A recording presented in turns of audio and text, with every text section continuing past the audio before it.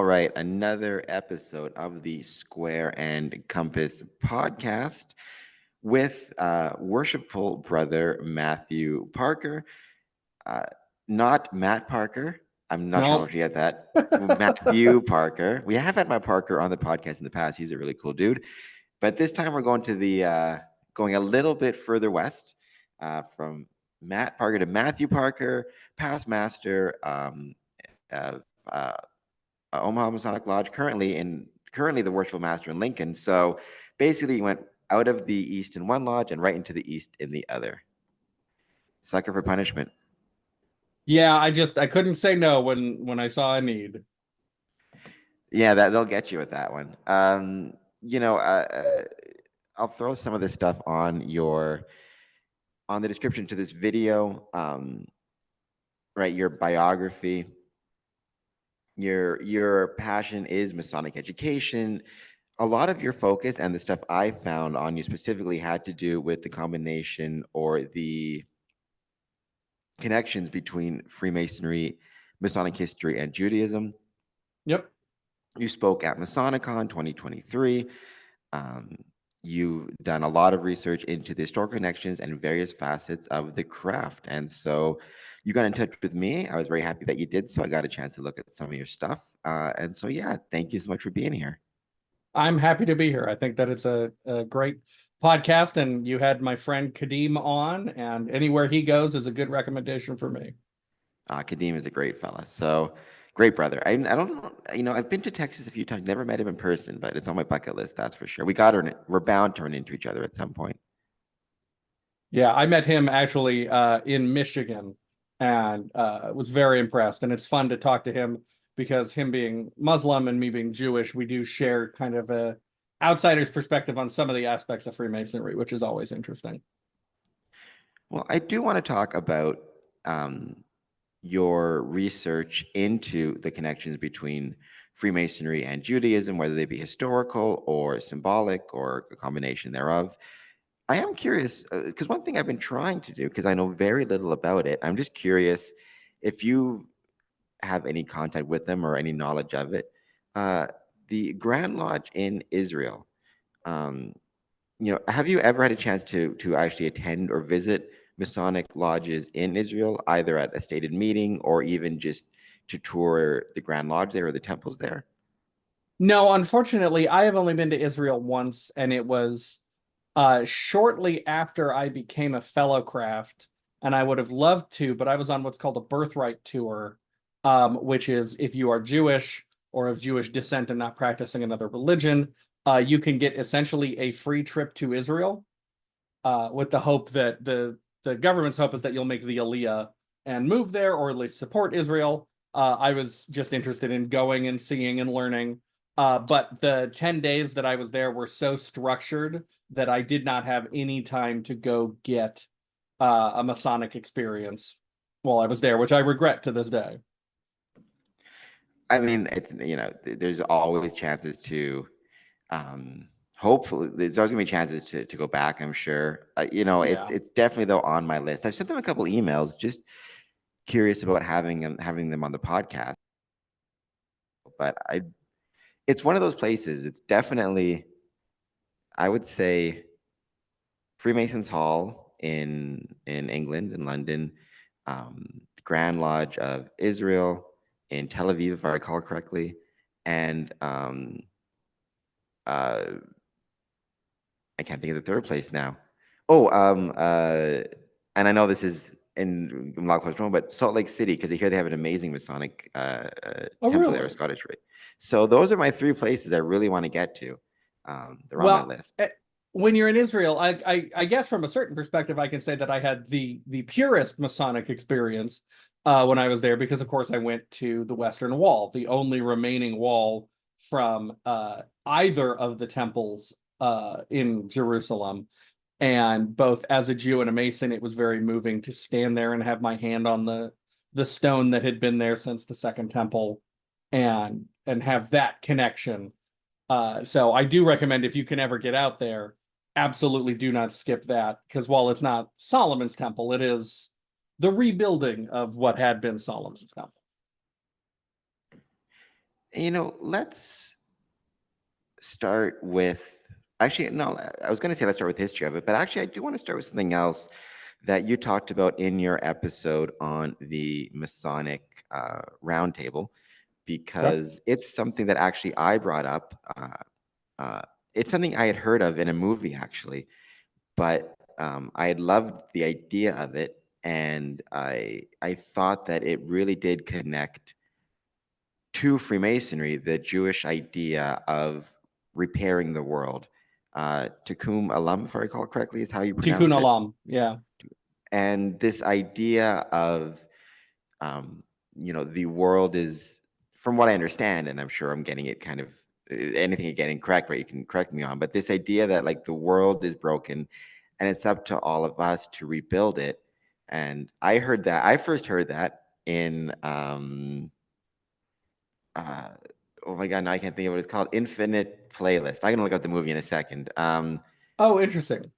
But when I first heard that, I thought that is maybe the best description of Freemasonry I've ever heard. The idea of needing to, or our job is to come together and then repair kind of a broken world. So I'm assuming you knew about, obviously you would have known about Tecum Alum before you became a Mason, but when did those concepts kind of click in with you, or when did you first start to see that idea reflected in Freemasonry? I think in the rituals that I'm a part of, so Grand Lodge of Kansas, Grand Lodge of Nebraska, I feel like that gets there very early. I feel like it's the idea of improving yourself and improving the world gets brought up very early in the EA degree, right? We talk about what we are there to accomplish. And we talk about what the goal of Freemasonry is. And in the ritual, for us, it's monitorial. There is a line about creating bonds of sincere affection between men who otherwise would never have met. And that, to me, the idea of I'm improving myself, I'm helping you improve yourself, and together we are helping improve the world, I felt very early on, and then only emphasized by the lessons of the fellowcraft degree, where we are taught to, apply ourselves to those liberal arts and sciences which traditionally made masonry, physical masonry, possible, but then also that having learned those things, having applied ourselves diligently to our studies, we were to instruct others, right? The Masons coming behind us, the men and members of our community. And by doing so, by spreading the heart of Freemasonry, even if we're never, evangelizing for the fraternity, by spreading the heart of it, we are making the world a better place. And that always felt very true to Tikkun Olam, and the idea that when we talk about brokenness in Judaism, it's not necessarily, we don't have the fallen world necessarily that like Christianity does. It is broken because we are ourselves fragile and human. And we will rub up against one another and break each other, and rub up against the world and break the world. And it is incumbent on us to repair the damage we've done personally, and to go further and to build it toward a more perfect world. That the idea is our part in creation, or one of our parts in creation, is to evolve and grow and build the world to a better place than it has been. And only then, when we have built a perfect world, that is our salvation, that is our paradise. Just for the record, before anybody throws any comments down, it was Nick and Nora's Infinite Playlist. That's where I first heard about Tecum Alum, and this everybody knows. But I remember hearing that thing. It applies to Masonry. Then listening to your appearance on the Masonic Roundtable, where you kind of expressed that as well, and I think it's very true. And the as you were going through your Masonic journey, how quickly did you begin to kind of connect these ideas from Judaism with ideas from Freemasonry, or I guess the other way around, right? I'm guessing. Uh, I'm guessing it was relatively. It sounded like based on the podcast, it was relatively quickly, but as especially was it right from the initiation you started to connect things? Was it, and also did you then start to seek out some of those connections by doing research and trying to follow in on those? And what was that process like? So I think one of the interesting things about being Jewish in Freemasonry is that we are starting right from the beginning in a very Jewish setting, right? Because we are, at least from the narrative standpoint, because we are in a representation of King Solomon's temple, and our legend of the first 3 degrees is wholly concerned with the building of King Solomon's temple, both literally and as a spiritual guide for the building of our own temple. And so right from the beginning, I felt very much like, oh, this is drawing on very Jewish sources. And I was interested to study the ritual and see what I thought of how accurate it was to the Jewish sources. And one of the things that I said on the Masonic Roundtable, and that I say when I give a presentation about this, is to the actual history and practices of Judaism, Masonry misses the mark almost completely. To the philosophy of Judaism, to some of the moral underpinnings of it, it gets it really well.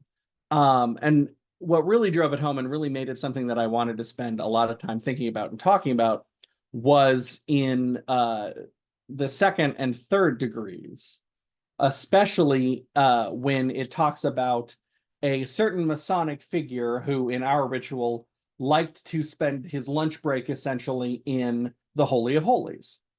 And they said that, and immediately, as a Jew, I went, no, he didn't. Absolutely not. Because if God had not personally moved in, it wasn't the Holy of Holies. And if God had moved in, according to Jewish tradition, he would have been struck dead for entering it. Because the only person allowed to enter the Sanctum Sanctorum was the Kohen Gadol, the high priest, once a year on Yom Kippur for what amounted to a very high stakes job performance review, where he would enter with a rope tied around his waist, so that if God was displeased with him and struck him dead, his assistants could pull his body out of the Holy of Holies without having to go in themselves. So it was kind of a moment that took me out of that degree for a minute, because I went, that was not written in consultation with people who knew Jewish practice particularly well. But it really cemented for me that I wanted to explore Jewish history and philosophy and explain their interactions and intersections with Masonry, because it's fascinating to me to get the philosophy so right and some of the practices so wrong. And I knew that I would have a never-ending supply of things that I could talk about based on that. I do want to kind of step back for a second from kind of the look at Judaism to more this idea, and this came up in your a few of the biographies about you that I read, right? This idea of Masonic education and what that actually is and what that means. And I actually had this discussion with the other Matt Parker from North, right? What does it mean for, like, what is Masonic education to your mind? Because I've had some brothers who define Masonic education, and I would use the word narrow. They may use the word precisely to mean, Masonic education would be basically what you would cover in a lodge of instruction. So how to hold a wand properly, officer progression, where to sit, where officers sit, that type of thing. Some define it more broadly uh, to include, discussion of what you're talking about, for example, right? The philosophical connections between Freemasonry and Judaism. We actually, in our lodge, had a discussion on Freemasonry in the Muslim world. So, and then there are some who would define even more broadly to, I was once at a lodge where they did a balloon animal tutorial where they all sat down and they learned how to make balloon animals, right? And kind of from your perspective, what would you define as being Masonic education? And when you are lecturing on the connections between Freemasonry and Judaism, either philosophically or historically, would you consider that to be Masonic education?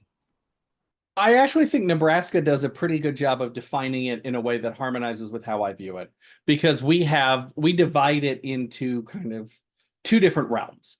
There is ritual proficiency and ritual work, which are what you would get in a lodge of instruction.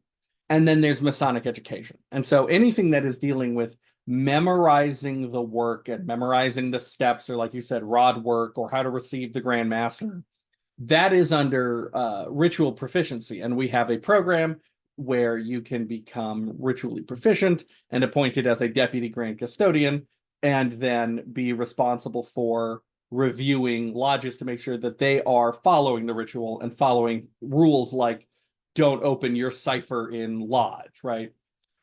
Masonic education is, I don't want to say everything else, but is almost everything else. And I view Masonic education as being anything that we feel like is expanding our knowledge of those things we are told in the fellowcraft degree to inculcate, or those things like it in the modern world.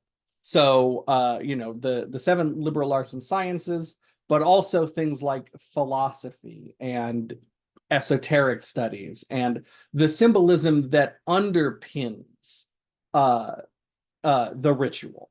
So, like, we are having Nebraska doesn't have a Lodge of Research. We have a Lodge of Education, Saints John Lodge of Education, which is the other Nebraska Blue Lodge that I am currently master of, because it is the only lodge in Nebraska that you can be master of while also master of a regular Blue Lodge.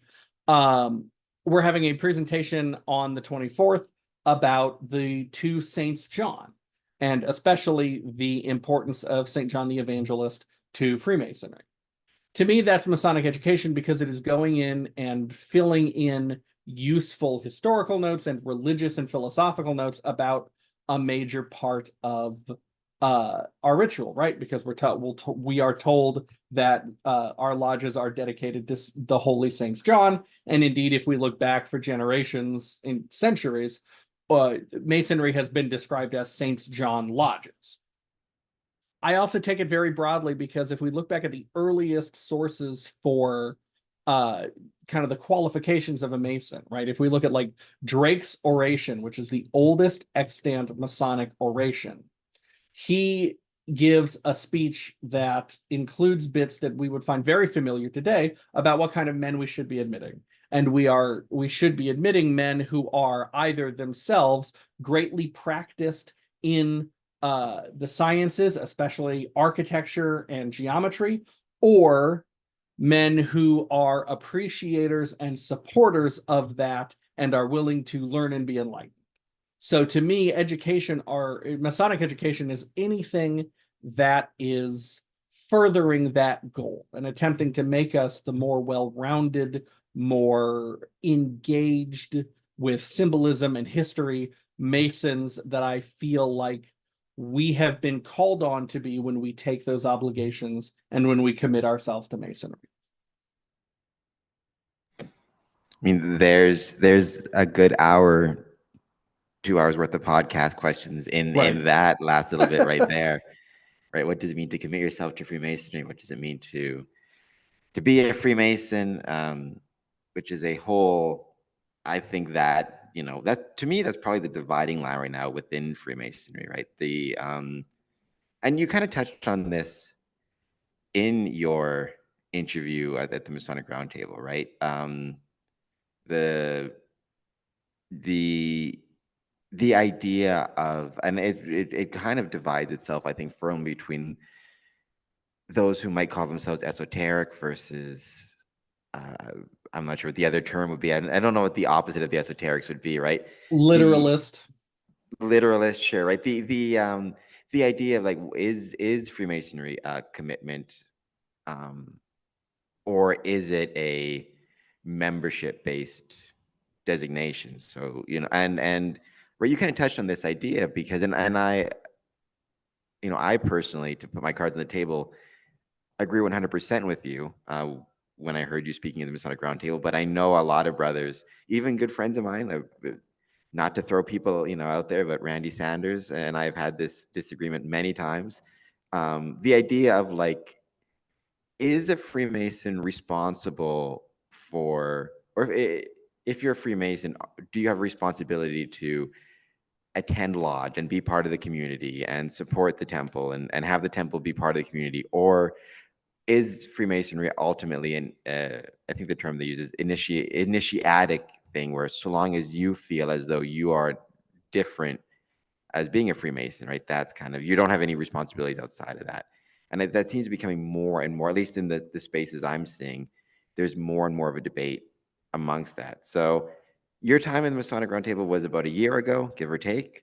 So a Yeah, year roughly. on, would you still say, that in your opinion, as Freemasons, there is a responsibility to be part of the community and to be part of lodge and to show up and all those type of things beyond kind of just beyond taking your initiation? And what do you think some of those responsibilities are? I think yes, absolutely. I don't want to be dismissive of anyone else's experience, because I do think one of the things that Freemasonry has to do is meet people where they are. And when I talk about improvement and committing ourselves to Masonry and the kind of person that we should be as Masons, to me, that encompasses a lot. A brother who takes the ritual very literally, who doesn't really have a lot of time for esoteric things, but who is about to argue with someone and thinks to themselves, I should use my trowel and apply the cement of brotherly love, and says something kind instead of something pissy, I think has engaged in the work of Freemasonry. It doesn't have to be, alchemy. It doesn't have to be transmuting your soul into a more perfect form. It can be engaging with it on a very literal level of, sometimes I need to look at the 24-inch gauge and I need to be reminded that I commit to too many things. And that's a very straightforward, very literal lesson. But I do think that what separates us from like joining the Audubon Society or joining the NRA or joining any other kind of club is that we are taking obligations on ourselves that are made in the name of the deity that we profess a belief in, and that contain things about a commitment to knowledge, a commitment to assisting our brethren, a commitment to charity. And I do think that we are not doing what we promised in our obligations if we're not engaging with that at all. And with no disrespect to anyone, I view Masonry as being something that can only be practiced in groups. And I talk about that in my Jewish underpinnings of Freemasonry discussions, is that in Christianity, right, you have Jesus saying, wherever two or three of you are gathered, I am there. While Judaism says, no, if there's not 10 adult Jews, there's stuff you can't do. You cannot practice all of the tenets of our religion without a minyan. And I'm a Reformed Jew, so that is just 10 adult Jews of either gender. If you're Orthodox, it is 10 bar mitzvahed men. But the idea that this is a communal activity and that some things are so vital to be done as a community that they cannot be done alone. And I think Masonry is similar in that you can study, you can learn, you can grow, but we came from groups of men who worked in the quarries together. And while we moved away from doing so physically, I think it is still vital to us that we do so philosophically. That doesn't mean that a Masonic Lodge should just open, discuss the minutes, have some boring food, and go home, right? Because that's meeting together, but that's not engaging in the work of our philosophical quarries. So I think there is a commitment of Masons to both support the temple and engage in the work, and our temples have to offer opportunities to both attend the building and be engaged with the work. Yeah, no, I agree. I think that's I think that's a really good way to put it. I like, and I know you talked about this with Masonic Roundtable, right? The idea of like it can't just be one or two people. Like you need 10, whatever you need a quorum, quote unquote. You know, you need a number of people, and you need to be involved. And I think I understand Chuck.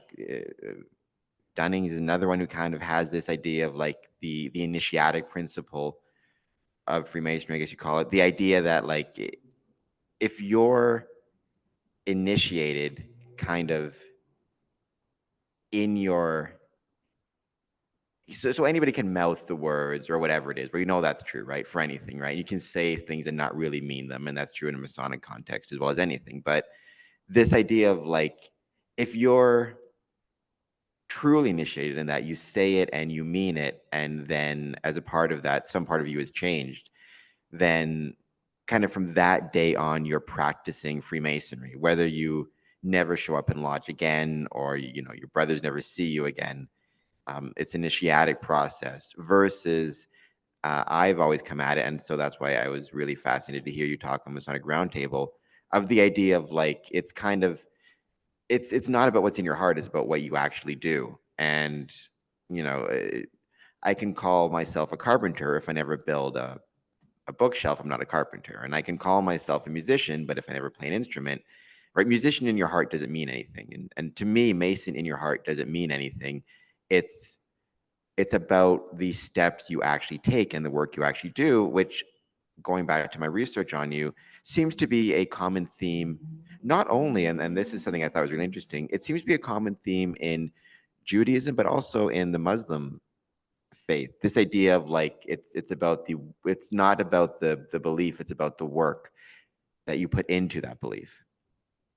Yeah, and I do want to say, I believe that the initiatic experience is vital to Masonry. I think that is one of the things that makes us different than like the Rotary, and that there is a reason why, not to speak ill of the Rotary, several brethren here in Nebraska that I know are Rotarians, but there's a reason why initiatic orders, whether it is Freemasonry, whether it is the Pythagoras's initiatic order, or things like the Mithraic cults in Rome, there's a reason why that structure has survived, because it is so vitally important to go through that, to my mind, as a way of confronting your mortality, learning to accept that you are mortal, but then to be enabled to do something with having accepted your mortality, to not be paralyzed by the fear of it, so that you can effect good both on yourself and on the community. And I think, to me, initiation without action is only a partial initiation. And it like you said, it is a very Jewish and a very Muslim view of it that I think gets lost sometimes in a religious difference, because we didn't have a Paul, right? Because Paul famously wrote, we are saved by faith alone. And while you do have the counter, faith without works is dead, the Pauline view of being saved through grace rather than works is the more common view in Christianity. And so I think it can be shocking sometimes for some of our brethren to look at Judaism and realize there are Jewish atheists. And that is not a contradiction in terms. It is fully possible to consider yourself to be Jewish and to perform the rituals of the faith, but not to believe in the actual existence of God. Because the performance of the rituals of the faith, the engagement with the community, with repairing the world, with being a part of this tradition that stretches back thousands of years, is meaningful in and of itself. And I think that that's something that Masonry can very easily be a part of Masonry, right? You go, you do the work. You don't have to believe in the initiatic process. You don't have to believe that we are actually making ourselves more holy, but your lodge is still giving out scholarships each year and cooking for the Ronald McDonald House. You are doing the work. You are bettering the world, even if you don't believe in the philosophical legends of Freemason. And I do think that that lines up very well with a more Jewish and Muslim understanding that faith is a vital component, but so is work. Because how will anyone else know that you are true to your faith if you are not expressing it in action? No, I 100% agree, and I think in some ways, right? We kind of touched on this a little bit. The danger of kind of the initiatic lens, if that's what you want to call it, or view, right? Is it can in some cases, I think, provide an easy out for Masons, right? This idea of, well, I was initiated, and in my heart I feel changed, or it feels maybe too pejorative. I was initiated, I am changed, and I'll see you guys when I see you guys. I kind of got what I needed from it, and that's always, I think, a danger of that initiatic lens. Having said that, Chuck, Randy, I know you disagree with me, so feel free to throw some things in the comments about why I'm wrong. We've had those discussions offline many times, and it's always fun to debate with your brothers. Uh, do To you think? me, oh, sorry. Oh no, go ahead. I was going to say, to me, it's important to look back and go, we were not a monastic order. We were not men who withdrew from the world. We were a functioning guild of artisans. And you cannot be, like you said, you can't be a carpenter if you never build a table. You can't be a mason if you are never working in the quarries.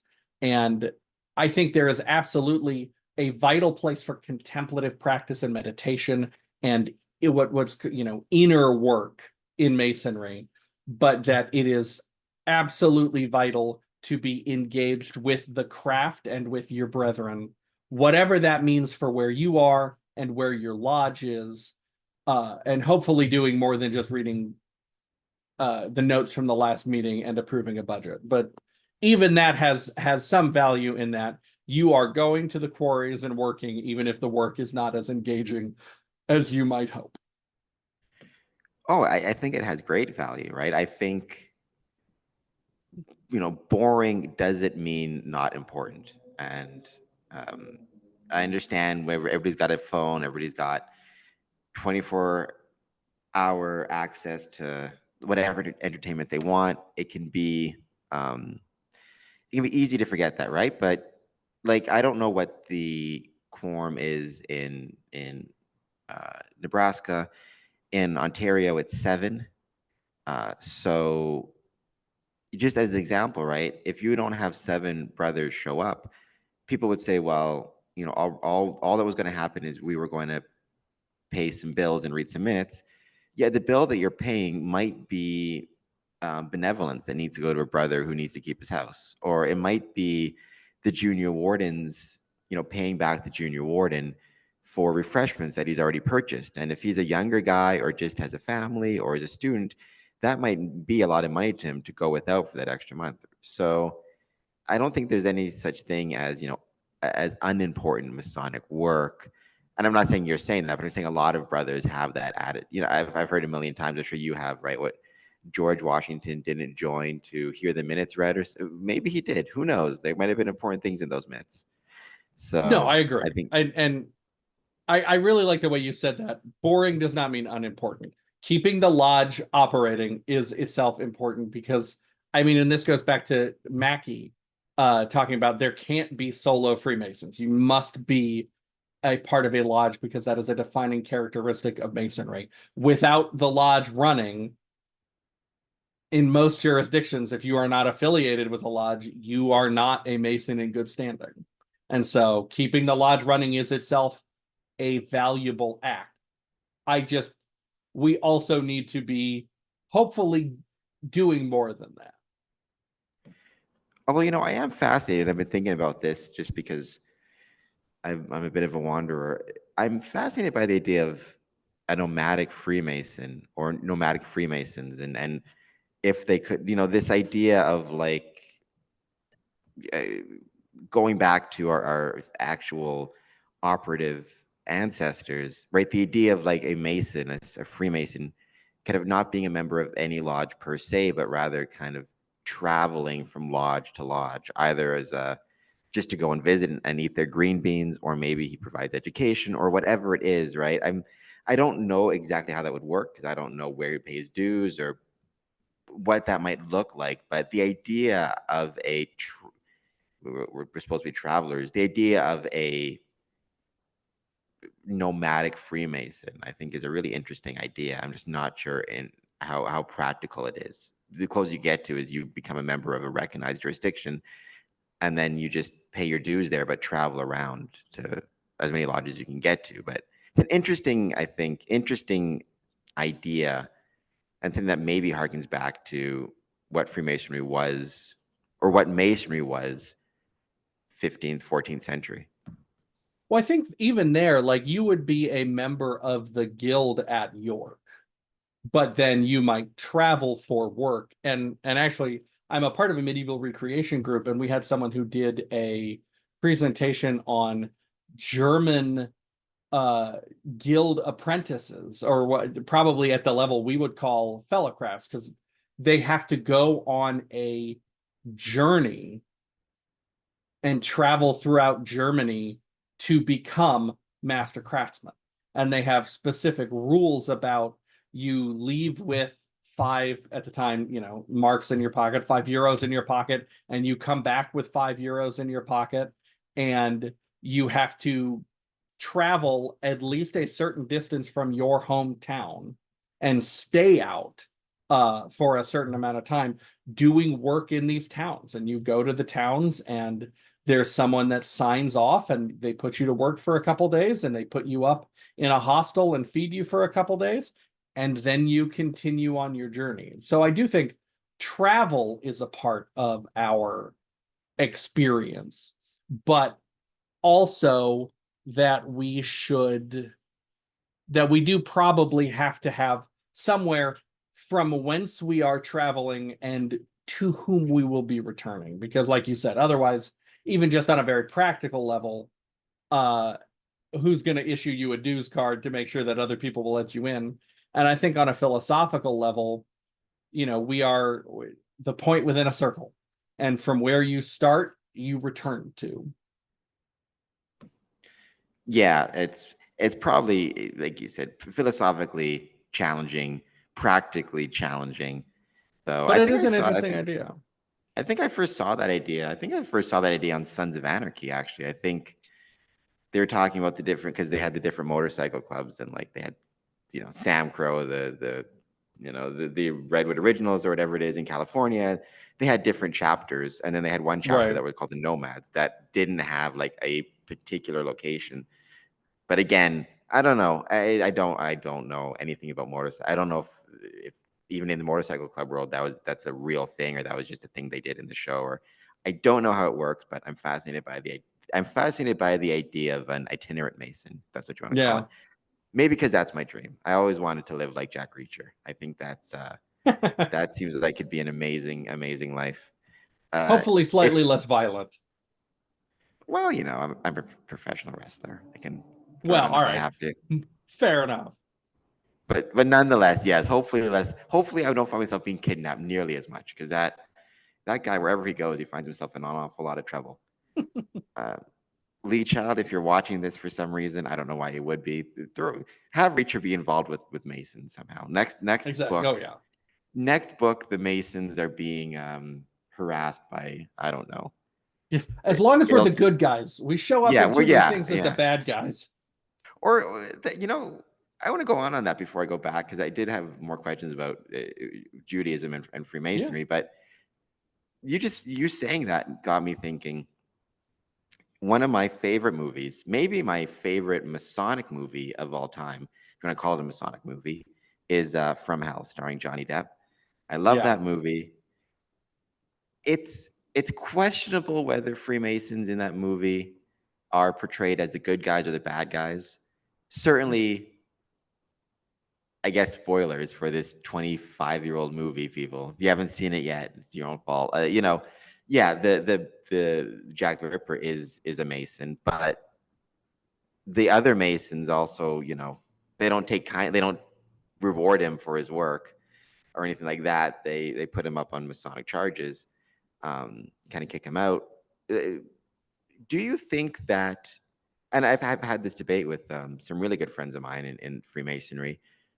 My view on it has always been, even if Freemasons are portrayed in like a negative light, it's ultimately it's still name recognition, and it's all in good fun, and people should recognize what these movies are, and the positives probably outweigh the negatives. Whereas others have said, if Freemasonry is portrayed as it was, say, in From Hell or whatever it is, it's ultimately doing harm to the craft. And just what's your opinion on that, of Freemasonry, the way in which Freemasons are represented in movies? And do you worry when we're represented in a more negative light, even something as small as the main villain having a Masonic ring? Maybe never referencing he's a Mason, but he has the ring on. I think before last year, I would have had a slightly different answer because I used to be more in the, hey, it is keeping our name out there, and people who are curious will come and see what we're actually about. I think the shooting in Texas um, last year kind of has changed that a little bit. And on the one hand, there is nothing we can do to stop it because we are a society with secrets. We are not well understood. And so people are going to be uh not understanding and think about and think ill things about us. But I do think that we should be more active in going out, and when people are sharing those kinds of things from movies, or when there is a movie that comes out largely featuring us in that aspect, I think we could do a lot better job as Masons and as Grand Lodges in Masonic institutions of pushing back on that, because I think part of what has allowed so many conspiracy theories to build up in America, of all places, where Masonry is woven into the history of the country and our presidents and our institutions. Part of what's allowed that to grow is that for so long there would be these conspiracy theories and we didn't push back and we just kept quiet. In our charge in Nebraska, we are told not to go argue with people that speak ill of Masonry, right? But I do think that we as an institution need to push back and be like, in good fun, we understand that we're easy targets for the bad guys of movies, but here's what we actually do. Yeah, no, I think there's definitely something there. It's always an interesting there's always an interesting balancing act, right? Between Yeah. what's in good fun, what's not in good fun, what's you dramatic license. Um, but that, I think, it's because me and my friends have that debate pretty regularly as to whether, even when it's a really silly depiction, Homer the Great from The Simpsons always comes to mind, Oh, I right? love that episode. Every Mason does. Every Mason loves that episode, and we understand it's all in good fun. But there are some who, the paddling scene or whatever it is, where it's like, how it's an interesting. There's always a really really interesting kind of debate. So yeah, so when you mentioned Freemasonry as bad guys, I had to bring that up. But yeah, Lee Child, put Freemasons in your book, but make them the good guys, please.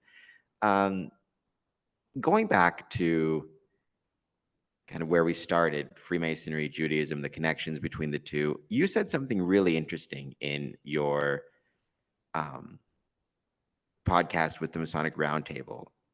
And I thought that was really fascinating. And even though we practice different ritual, I mean, you could argue we practice the same ritual, but obviously there's differences between jurisdictions, even though the philosophical heart is the same.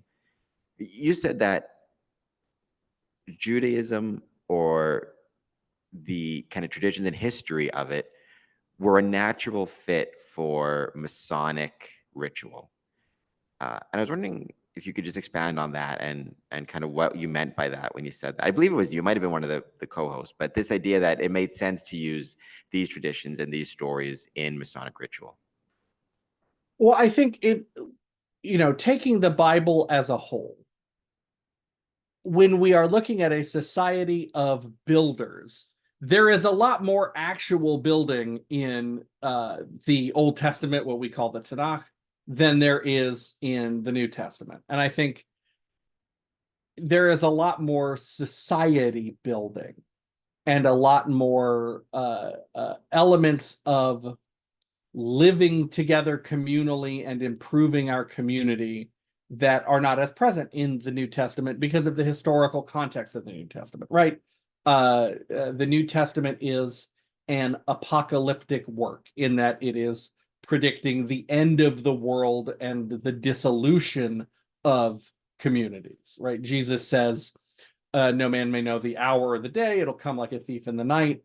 There is a sense of imminency of apocalyptic change in the New Testament that would lead to a very different kind of Masonic society.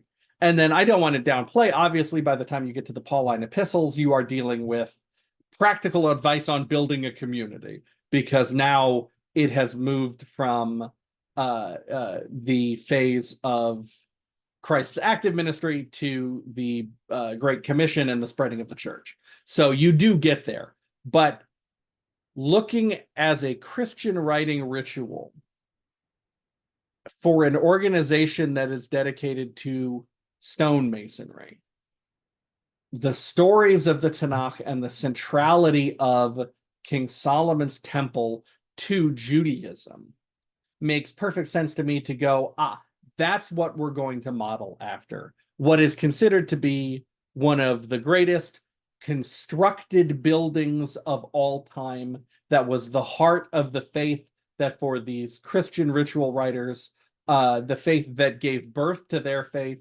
a place that was still of great symbolic and literal importance to early Christian communities. If it was not important to what would become Christians, Jesus would not have cleansed the temple, although obviously we have a very different view of it. So it makes perfect sense to me to look back at that and go, we are going to focus our moral teachings on philosophically building our spiritual temple in commemoration and in line with these traditional stories of building God's temple in the world. And then through that, picking up some of the practices as they were understood by the writers of the ritual, which is to say, imperfect at best understanding of Jewish practices, but to try to embody those things because they are still so important to Christianity, because they are so focused on this building that was so important to the two faiths, and that just lends itself so well to metaphor, right? In a way that Noah doesn't lend himself as easily to that metaphor. And obviously there's the Royal Ark Mariner, and the Noahide legends that kind of predate or at the same time, depending on who you listen to, as the Hiramic legends. But I think it makes sense to me that you would stick with, let's go with arguably the most famous building that has ever been constructed and the legends around its building for our society of formerly operative Freemasons. And then, we touched on this at the start. And we've touched on this a few times in this podcast, right?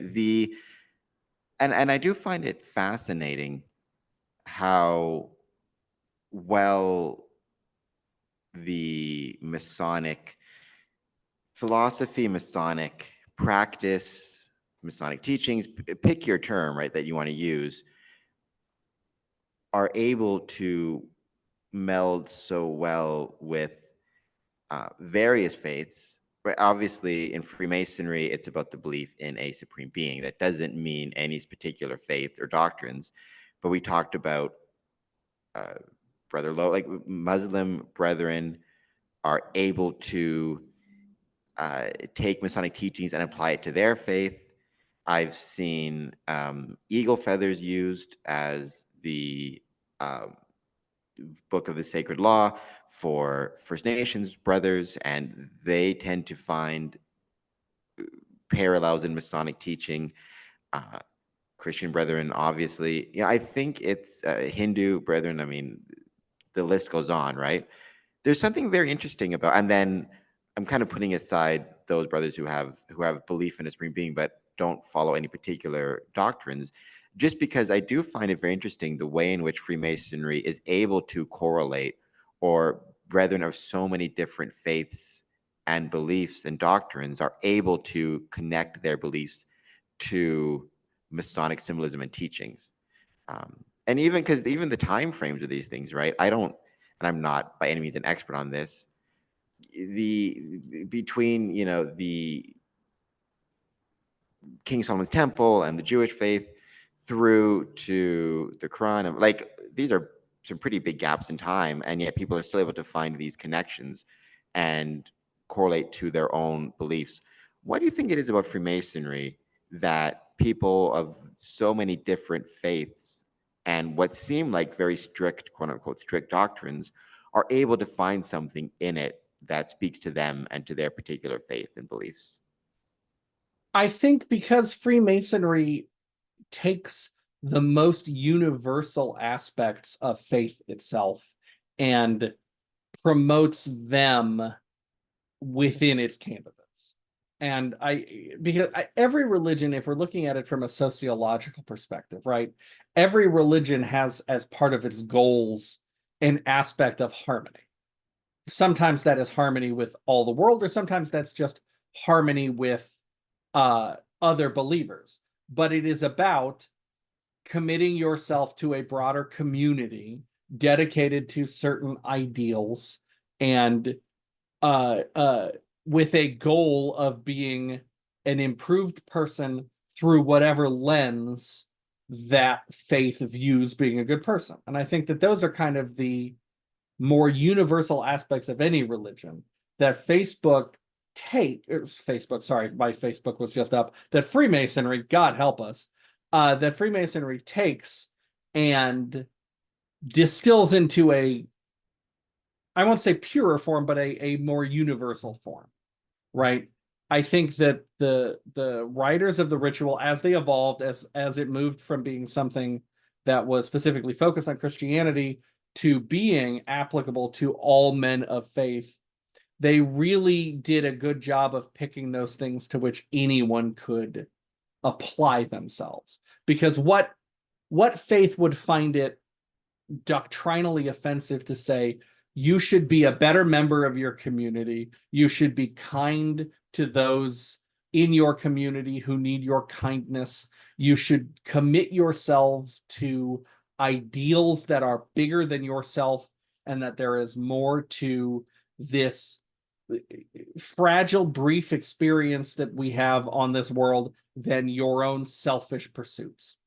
I think that's why, because the ritual writers looked and saw those things that all men who aspired to be good in the context of their faith and culture could see reflected in that faith and culture. And I think that that was a brilliant way of making Freemasonry from something that could have been very sectarian into something truly universal. And I also love how many different world faiths can find themselves and their teachings reflected in Masonry. One of my favorite documents of all time, and I pulled it up, is the Grand Lodge of Ohio published the Ohio Ritualist's Guide to World Religions. And It includes summaries of different religions and verses from different holy books that can apply to each of the 3 degrees. And I think that that is absolutely beautiful, that it's not just that every faith can look at Masonry and see itself reflected, but that Masonry in certain times and contexts, depending on the rules of your jurisdiction, can also turn back to those world faiths and say, let us help you see us in you and you in us. And I'm not getting political or anything like that, but I don't think it's a political statement to say that the world seems awfully divided right now along a lot of different fault lines. Um, Religious fault lines in some cases, political fault lines in some cases. In all sorts of different ways, there seems to be these splinterings. And I think one of the things that does kind of frustrate me a little bit is if ever there was a time for Freemasonry to repair the world, or whatever terms you want to use, right? It now seems like it's a pretty important time now for Freemasonry to try to grow itself and be in the community, and to show men of different faiths being together, and men of different political beliefs being together, and men of different backgrounds and ethnicities and socioeconomic, whatever differences you want to say, being together, and not just being together, but being together constructively and actually building something. And even, and I know that this is controversial because it's different in England versus here, but even the involvement, to see men and women involved in it together, whether it be Eastern Star, there is Order of Women Freemasons, which in some areas is recognized, in some it's irregular, in some jurisdictions, right? Depends on where it is. But it's just about people being together and building things, right? If ever there was a time for it, I think now is the time when Freemasonry needs to grow. No, I agree. Russ Charvonia, who is a past Grand Master of California, wrote a I've book had him on the called The podcast. Civility. Oh, awesome. Yeah. His book, The Civility Mosaic. I did a review of that for the Journal of the Masonic Society, where I had some criticisms of it, but I also said that I feel like it is a book that I wish everyone in the world read. Because despite those criticisms, I think taking the teachings of universality and respect and brotherly love from Masonry to the world at large would be such a healing thing for the world. And I wish that more people would look at us and go, even if I can't join you for whatever reason, the idea that we are all the brotherhood of man under the fatherhood of God, and embracing some of those principles, that I don't have to agree with you to have you sit at the table and to have us talk sincerely about the ways in which we can find common ground. I think that the world would be a much better place if we were able to do that. And I think even among Masonic orders which don't necessarily recognize each other, because the UGLE does not recognize the women's Grand Lodges, in that those women Masons can't go sit in a UGLE lodge, but they say these exist. They are a perfectly valid thing for a woman to want to do. They are regular in every respect except they admit women. And we are going to rent rooms to them and be willing to have public discussions about the role of Freemasonry in society with them, and be kind and accepting to people who want to be better and just follow a slightly different path than we do. I think the most disappointing one of the most disappointing things in Masonry to me constantly is when I'm a member of several Masonic Facebook groups, and someone will post an article or about women's Freemasonry, or a picture of women Freemasons, and so many of our brethren immediately jump to say, not my Freemasonry, or that's not regular. It's like, okay, that's I don't disagree. I swore the same oaths you did. But here are women who want to improve their lives in Masonry, want to be better members of their community, want to travel a path that we've all found has made us better people. So let's be kind and let's be civil and let's accept that they can do something that makes their souls happy, even if it is not something that we say should necessarily be in our understanding of Freemasonry. Yeah, and I think the whole thing is silly. I had Jennifer, and I can't think of her last name now, Newell, I believe it was, on the podcast. Uh, so in Ontario, right, the Order of Women Freemasons, there are, if I recall correctly, there are 4 or 5 lodges. Awesome. They meet in a couple of cases, they meet in their own spaces, quote unquote. They rent out spaces, but they also rent out and use, they also are part of Masonic buildings and Masonic temples and Right. use the Masonic space.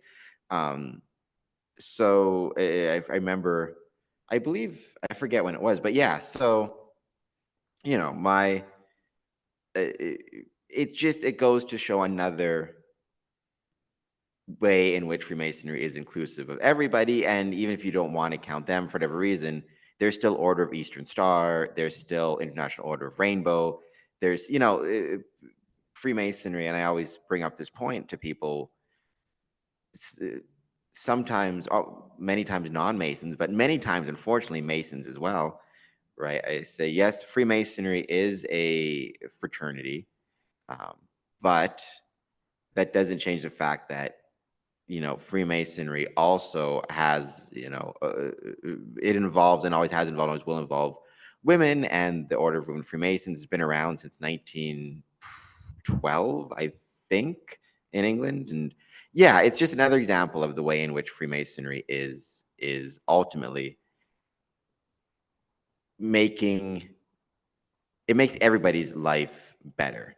It makes whatever faith, whether you're male, female, whatever faith you are, it makes the community better. It makes the person better. It makes the world better.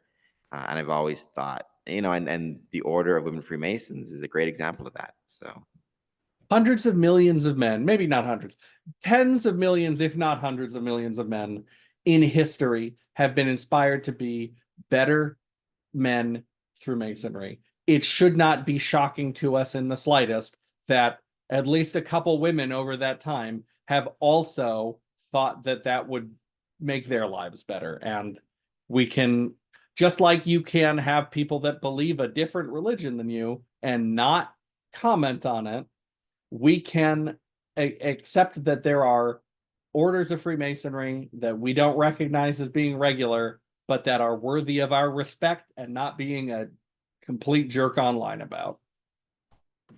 yeah, and we're, and me, and our partners with us in our buildings in some cases, and part of Right, temple boards and exactly. all that type of stuff, right? It's like, yeah, it's but yeah, I remember having Jennifer on here, and I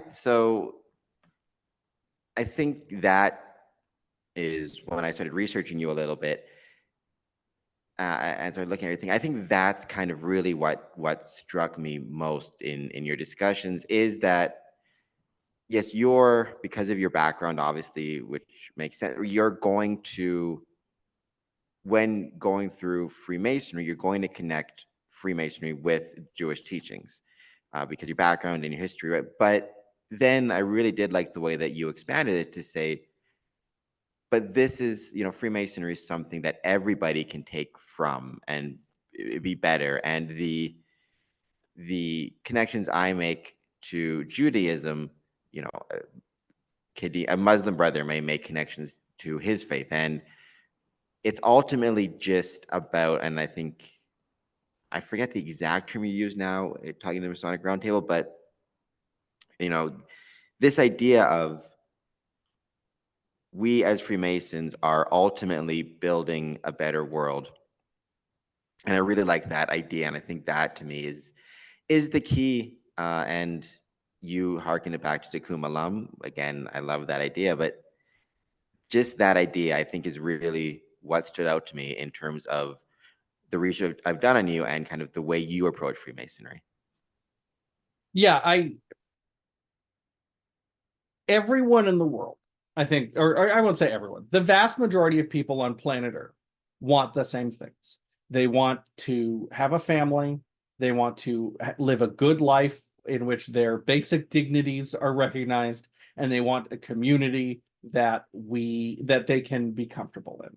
Freemasonry has done so much to do that, to bring that about in the world, that I think we occasionally would be better served if we stopped and just looked around in appreciation and awe at what we've done, while at the same time recommitting ourselves to doing more of it. There are free nations in the world, not just America, but there are free nations in the world who owe the birth of their liberty to the ideals of our fraternity.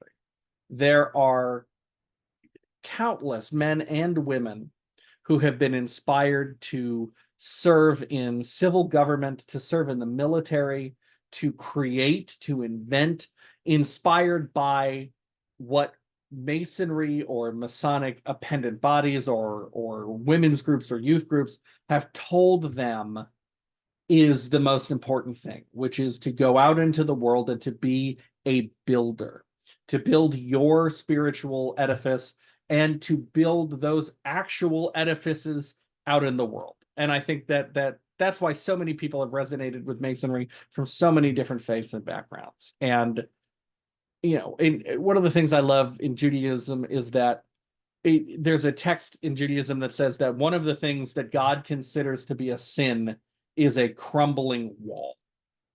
Because if a wall is crumbling, fix it.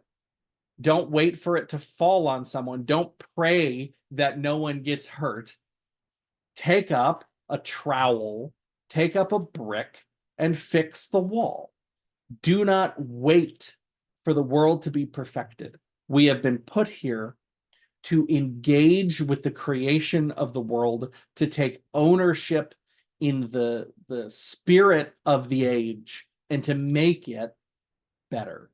And there is a place for everyone in the world to learn from those ideals, to pick up their physical and metaphorical trowels, and to engage with the beautiful creation of a better world for all of us. And I think that's what's resonated so much with me in Masonry, and what I've seen so many times in Masonry. I used to work for a law firm out of Oklahoma City, because one of the things that Matt Parker from North Carolina and I have in common is we're both in the legal field, which is even funnier. But I used to work for a firm in Oklahoma. And so I would be down in Oklahoma City periodically, and I went out to a couple lodges in Oklahoma City, including Lodge Veritas, who is the traditional observance lodge in Oklahoma City. And we went out for dinner afterwards, and my car wouldn't start. Because at the time I had a problem with my car where some wires had pulled apart, and so when they were cold, they were touching, but I'm getting it reversed. They weren't touching until they heated up. So once the car got going, it would stay going, but something like that. There was a problem with my car after dinner. And there were brethren from this lodge that I had just met that night, that I had met for the first time literally hours before, who stayed with me in the parking lot until my car started again, and who absolutely would have given me a ride back to my hotel or sat with me until AAA got there to make sure that I was safe. Not knowing me from Adam, not being able to pull me out of a lineup, probably, but having met me, having known that I was their brother, and having known that I was in need. And I think that is such a beautiful thing that we need more of in the world.